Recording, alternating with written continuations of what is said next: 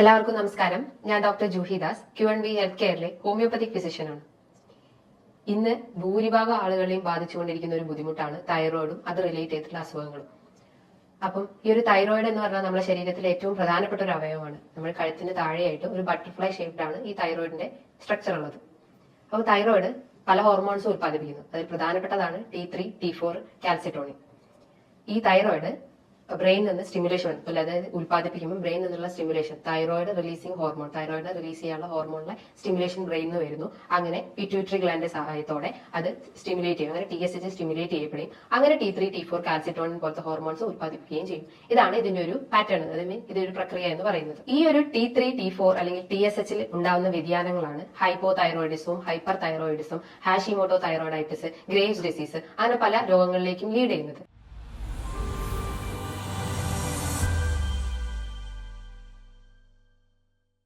Hypothyroidism എന്ന് പറയുമ്പോൾ T3, T4 കുറയുകയും TSH കൂടുകയും ചെയ്യുന്നു. അതായത് ഹോർമോണിന്റെ പ്രവർത്തനം ഇല്ലാത്തൊരവസ്ഥ. അപ്പൊ അവിടെ സ്റ്റിമുലേറ്റ് ചെയ്യപ്പെടും. അതുകൊണ്ടാണ് TSH കൂടുന്നതും T3, T4 കുറയുന്നതും ചെയ്യുന്നത്. അപ്പൊ ഇതിന്റെ പ്രധാനപ്പെട്ട ലക്ഷണം ഹൈപ്പോതൈറോയിഡിസം എന്ന് പറയുമ്പോൾ അവിടെ നമ്മുടെ ബോഡി എല്ലാം ഒരു ലോ സ്റ്റേജിലോട്ട് പോകുന്നു. പ്രധാനമായിട്ടും നമുക്ക് മൂഡ് സ്വിങ്സ് ഉണ്ടാവും. അതായത് ഒരു കൺഫ്യൂഷൻ, നമുക്ക് ഒന്നും ചെയ്യാനുള്ള ഒരു ഇൻട്രസ്റ്റ് ഉണ്ടാവില്ല, ഒരു ഇൻട്രസ്റ്റ് ഇല്ലാത്തൊരവസ്ഥ, അല്ലെങ്കിൽ ഒരു ലെതാർജി, ഒരു അലസത ഫീൽ ചെയ്യാം. മറ്റൊന്ന് നമുക്ക് മലബന്ധം വരാം, മോഷൻ കറക്റ്റ് ആവാത്ത അവസ്ഥ വരാം, അതായത് മോഷൻ പോകുമ്പോൾ ടൈറ്റ് ആയിട്ട് പോകുന്ന ഒരു അവസ്ഥ. അതേപോലെ തന്നെ സ്കിന്നിൽ ഡ്രൈനെസ് ഉണ്ടാവും, ഒരു ഡീഹൈഡ്രേറ്റ് ഫീലിംഗ് ഉണ്ടാവും, അല്ലെങ്കിൽ ഡ്രൈനെസ് ഫീൽ ചെയ്യാം, ചർമ്മം മൊത്തം വരണ്ട പോലത്തെ ഒരു അവസ്ഥ വരാം. അതേപോലെ തന്നെ അമിതമായിട്ടുള്ള ക്ഷീണം, നമുക്ക് എപ്പോഴും ഉറങ്ങണം എന്നുള്ള ഒരു ടെൻഡൻസി വരും. അമിതമായിട്ടുള്ള ക്ഷീണം വരുവാണെങ്കിലും ഹൈപ്പോതൈറോയിഡിസം ആണെന്ന് മനസ്സിലാക്കാം. അതേപോലെ തന്നെ ഹൈപ്പോതൈറോയിഡിസിന്റെ മറ്റു ലക്ഷണങ്ങളാണ് മുടി കൊഴിയുക, അതായത് മുടി പൊട്ടിപ്പൊഴിഞ്ഞ് മുടി കൊഴിയുന്ന ഒരവസ്ഥ. അതുപോലെ വിശപ്പ് കുറയുക, നമുക്ക് അപ്പറ്റൈറ്റ് വളരെ കുറഞ്ഞു പോകുന്ന അവസ്ഥയും അങ്ങനെ കോൺസ്റ്റിപ്പേഷനിലേക്കൊക്കെ ലീഡ് ചെയ്യാനുള്ള ഒരു ചാൻസ് ഉണ്ട്. അതേപോലെ തന്നെ അമിതമായിട്ടുള്ള ക്ഷീണം, വെയിറ്റ് കൂടാം, അതായത് ഹൈപ്പോതൈറോയിഡ് ഉള്ള ആളുകൾക്ക് വെയിറ്റ് കൂടാനുള്ള ഒരു ടെൻഡൻസി ഉണ്ട്. പക്ഷേ ഹൈപ്പർ തൈറോയിഡിസം നോക്കുമ്പോൾ വെയിറ്റ് കുറയുന്ന ഒരു ചാൻസ് ആണ് കാണുന്നത്. ഇതേപോലെ തന്നെയാണ് മറ്റൊന്നാണ് ഹൈപ്പർ തൈറോയിഡിസം. ഹൈപ്പോ തൈറോയിഡിസം ഞാൻ നേരത്തെ പറഞ്ഞു TSH കൂടുന്നു. ഹൈപ്പർ തൈറോയിഡിസം ആണെങ്കിൽ ഇവിടെ TSH കുറയുന്നു. അതായത് ഓവർ ആയിട്ടുള്ള ഹോർമോൺ പ്രൊഡക്ഷൻ ആണ് ഇവിടെ വരുന്നത്. അപ്പം TSH എന്ത് പറയുന്നു, അത് കുറയ്ക്കാൻ നോക്കുന്നു. അപ്പൊ ഇവിടെ TSH കുറയും, T3, T4 കൂടുകയും ചെയ്യുന്നു. അപ്പൊ ഇതിന്റെ പ്രധാനമായിട്ടുള്ള ലക്ഷണം എന്ന് പറഞ്ഞു കഴിഞ്ഞാൽ ക്ഷീണം ഉണ്ടാവാം. അതേപോലെ തന്നെ നമുക്ക് മറ്റേ കേസിൽ പറയുമ്പോൾ കോൺസ്റ്റിപ്പേഷൻ, ഇവിടെയാണെങ്കിൽ മലബന്ധമല്ല, നമുക്ക് വയറിളകുന്ന പോലെ ഒരു ഡയറിയ ഫീലിങ്സ് വരാം. അതേപോലെ അമിതമായിട്ടുള്ള ക്ഷീണം, വെയിറ്റ് കുറയാം. അത്തരം ലക്ഷണങ്ങൾ ഉണ്ടെങ്കിൽ ഹൈപ്പർ തൈറോയിഡിസം ആണെന്ന് പറയാം. അതേപോലെ തന്നെ മെൻസസ് ട്രബിൾസ് വരും. അതായത് മെൻസസിന്റെ ഹൈപ്പോതൈറോയിഡിസം ആണെങ്കിൽ മെൻസസ് അധികമാണ്, അതായത് പ്രൊഫ്യൂസ് ബ്ലീഡിംഗ് ആയിരിക്കും ഉണ്ടാവുക. പക്ഷെ ഹൈപ്പർ തൈറോയിഡിസം കേസസിൽ ബ്ലീഡിംഗ് കുറവായിരിക്കാം. അതേപോലെ നമുക്ക് നെർവസ്, ഭയങ്കര ആങ്സൈറ്റി ഫീലിംഗ് വരും. ഹൈപ്പോതൈറോയിഡിസം ആണെങ്കിൽ നമുക്ക് ഒരു മൂഡില്ലാത്ത ഒരവസ്ഥ. പക്ഷെ നേരെ ഹൈപ്പർ തൈറോയിഡിസം ആണെങ്കിൽ നമുക്ക് നെർവസ്, ആങ്സൈറ്റി, ഒരു പാൽപിറ്റേഷൻ, ഒരു കിതപ്പ് പോലെയൊക്കെ വരുന്നുണ്ടെങ്കിൽ അത് ഹൈപ്പർ തൈറോയിഡിസം ആണെന്ന് മനസ്സിലാക്കാം. ഇനി ഹൈപ്പർ തൈറോയിഡിസം അല്ലെങ്കിൽ ഹൈപ്പോതൈറോയിഡിസം ഇത്തരം ലക്ഷണങ്ങൾ ഉണ്ടെങ്കിൽ നമ്മൾ ഒരു സ്കാനിങ്ങോ അല്ലെങ്കിൽ ബ്ലഡ് ടെസ്റ്റോ ഒക്കെ ചെയ്യേണ്ടതാണ്. ബ്ലഡ് ടെസ്റ്റ് എന്ന് പറയുമ്പോൾ പ്രധാനമായിട്ടും തൈറോയിഡ് ഫംഗ്ഷൻ ടെസ്റ്റ്. അതിന്റെ അകത്താണ് T3, T4, TSH ഇത്തരം ഹോർമോൺസിന്റെ വാല്യൂസ് നോക്കി കഴിഞ്ഞ് കഴിഞ്ഞാൽ നമുക്ക് ഹൈപ്പർ ആണോ ഹൈപ്പോ ആണോ എന്ന് മനസ്സിലാക്കാം. ഹൈപ്പർ തൈറോയിഡിസം ആണെങ്കിൽ T3, T4 കൂടുകയും TSH കുറയുകയും ചെയ്യുന്നു. ഹൈപ്പോ തൈറോയിഡിസം ആണെങ്കിൽ TSH കൂടുകയും T3, T4 കുറയുകയും ചെയ്യുന്നു. അത്തരം വാല്യൂസ് നോക്കിയിട്ട് നമുക്ക് ഹൈപ്പർ ആണോ ഹൈപ്പോ ആണോ എന്ന് നോക്കാം. കുറച്ചുകൂടി അഡ്വാൻസ്ഡ് ആയിട്ടുള്ള ടെക്നോളജി ആണെങ്കിൽ ഫ്രീ T3, T4 നമുക്ക് നോക്കാവുന്നതാണ്. ഇനി നമുക്ക് എന്തെങ്കിലും ആന്റിബോഡി ടെസ്റ്റും ചെയ്യാവുന്നതാണ്. അതേപോലെ TPO ഇത്തരം ആന്റിബോഡി ടെസ്റ്റുകൾ ഉണ്ടെങ്കിലും അതും ഈ ഒരു തൈറോയിഡിന്റെ ടെസ്റ്റ് ആയിട്ട് പറയുന്നു. ആന്റിബോഡി TPO എന്നൊക്കെ പറയുമ്പോൾ അതായത് നമ്മളെ ഇമ്മ്യൂൺ സിസ്റ്റത്തിന് എത്രത്തോളം അത് എഫക്ട് ആയിട്ടുണ്ട്, അല്ലെങ്കിൽ ആന്റിബോഡീസ് എത്രത്തോളം നമ്മുടെ ബോഡിയിൽ ഉണ്ട് എന്നൊക്കെയാണ് ഈ TPO ടെസ്റ്റിലൂടെ മനസ്സിലാക്കുന്നത്.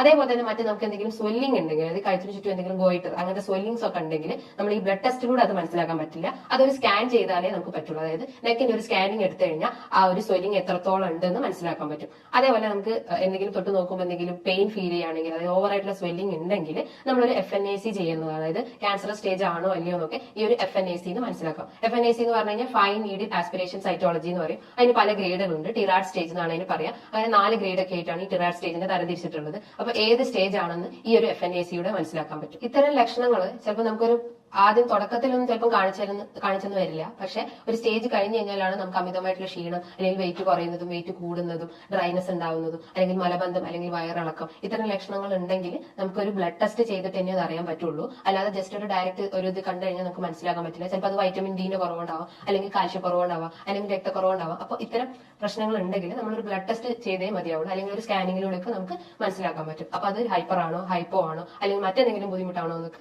മനസ്സിലാക്കാൻ പറ്റും. ഈ ഒരു തൈറോയിഡ് റിലേറ്റഡ് ഇഷ്യൂസ് പല കാരണങ്ങൾ കൊണ്ടാവാം. പ്രധാനമായിട്ടും അമിതവണ്ണം ഉള്ളവർക്ക് തൈറോയിഡ് റിലേറ്റഡ് ഇഷ്യൂസ് വരാം. അതാണ് നേരത്തെ പറഞ്ഞത്, വെയിറ്റ് കൂടാം, വെയിറ്റ് കുറയാം, അങ്ങനെ പല പ്രശ്നങ്ങളും അമിതവണ്ണം ഉള്ള ആളുകൾക്കും ഈ തൈറോയിഡ് ഇഷ്യൂസ് വരാം. അതേപോലെ തന്നെ അന്തരീക്ഷ മലിനീകരണം, അതായത് എൻവയോൺമെന്റൽ പൊല്യൂഷൻ കാരണം, അതായത് എന്തെങ്കിലും ടോക്സിൻസോ അല്ലെങ്കിൽ പെസ്റ്റിസൈഡ്സ് ഒക്കെ നമ്മുടെ ബോഡി രക്തത്തിൽ അലിഞ്ഞ് ചേരുമ്പോഴും ഈ ഒരു തൈറോയിഡ് ഇഷ്യൂസ് വരാം. അതേപോലെ തന്നെ പ്രഗ്നന്റ് ആയിട്ടുള്ള വുമൻസിലും ഈ ഒരു തൈറോയിഡ് പ്രോബ്ലം, അതായത് കൂടുതലായിട്ട് ഹോർമോൺ വേരിയേഷൻ നടക്കുമ്പോഴും ഈ ഒരു തൈറോയിഡ് ഇഷ്യൂസ് വരാനുള്ള ഒരു ചാൻസ് ഉണ്ട്. അതേപോലെ തന്നെ പ്രധാനമായിട്ടുള്ള ഒരു കാരണമാണ് അമിതമായിട്ടുള്ള ടെൻഷൻ, അതായത് അമിതമായിട്ടുള്ള സ്ട്രെസ്. ഇത്തരം ബുദ്ധിമുട്ടുകൾ ഉണ്ടെങ്കിൽ അതൊരു തൈറോയിഡ് ആണെന്ന് മനസ്സിലാക്കാം. ഇനി എന്തൊക്കെയാണ് ഇത്തരം ബുദ്ധിമുട്ടുകൾ വന്നു കഴിഞ്ഞാൽ നമ്മൾ ഭക്ഷണത്തിലൂടെ മാറ്റിയെടുക്കാൻ പറ്റുന്നത്, ഭക്ഷണ രീതികൾ എന്തൊക്കെയാണെന്ന് നോക്കാം.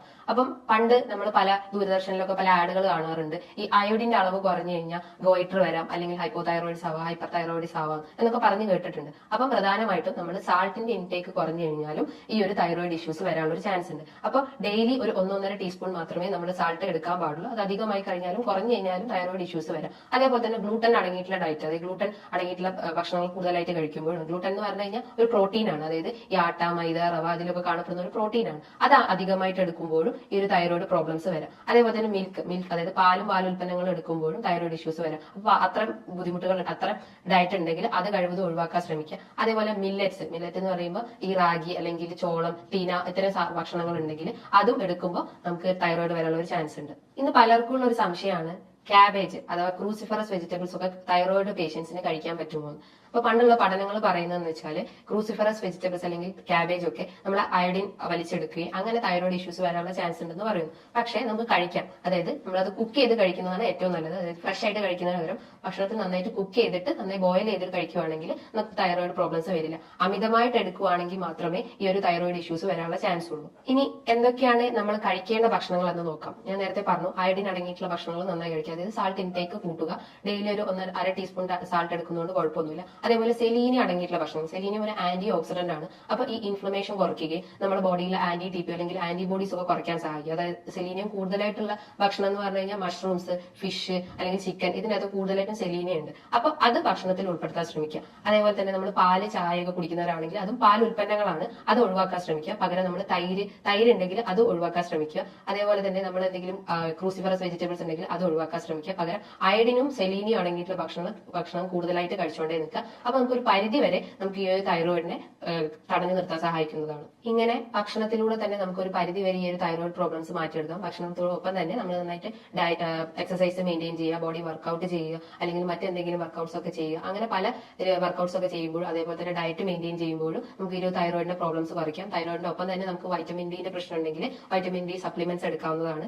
ഡെയിലി ഒരു മന്ത്ലി ഒരു 60K അല്ലെങ്കിൽ വീക്കിലി ഒരു 60K യൂണിറ്റുള്ള വൈറ്റമിൻ ഡി സപ്ലിമെന്റ്സ് എടുക്കാവുന്നതാണ്. ഡെയിലി ആണെങ്കിൽ ഒരു 600 ഇന്റർനാഷണൽ യൂസ് സപ്ലിമെന്റ്സ് എടുക്കുന്നതുമാണ്. അതേപോലെ തന്നെ മറ്റെന്തെങ്കിലും ബുദ്ധിമുട്ടുണ്ടെങ്കിൽ ഈ ഒരു ഡയറ്റും എക്സസൈസും ഒക്കെ ഫോളോ ചെയ്ത് കഴിഞ്ഞാൽ നമുക്ക് എല്ലാ അസുഖങ്ങളും കുറച്ചുകൊണ്ടുവരാൻ പറ്റുന്നതാണ്. ഇനി ഇതുമായി ബന്ധപ്പെട്ട് പല സംശയങ്ങളും ഉണ്ടാവും. തൈറോയിഡിന് എത്ര മെഡിസിൻസ് എടുക്കണം, ഏതൊക്കെ ഡയറ്റ് ഫോളോ ചെയ്യണം, അല്ലെങ്കിൽ വൈറ്റമിൻ ഡി എടുക്കാൻ പറ്റുമോ, അല്ലെങ്കിൽ എന്തൊക്കെ എക്സസൈസ് ആണ് വേണ്ടത്, അങ്ങനെ പല സംശയങ്ങളും നിങ്ങൾക്ക് ഇതുമായി ബന്ധപ്പെട്ട് വന്നിട്ടുണ്ടാവാം. അങ്ങനെ എന്തെങ്കിലും സംശയങ്ങൾ ഉണ്ടെങ്കിൽ നിങ്ങൾക്ക് താഴെ കാണുന്ന നമ്പറിൽ കോൺടാക്ട് ചെയ്യാവുന്നതാണ്. ഇനിയും മറ്റൊരു വീഡിയോയുമായി വീണ്ടും കാണാം.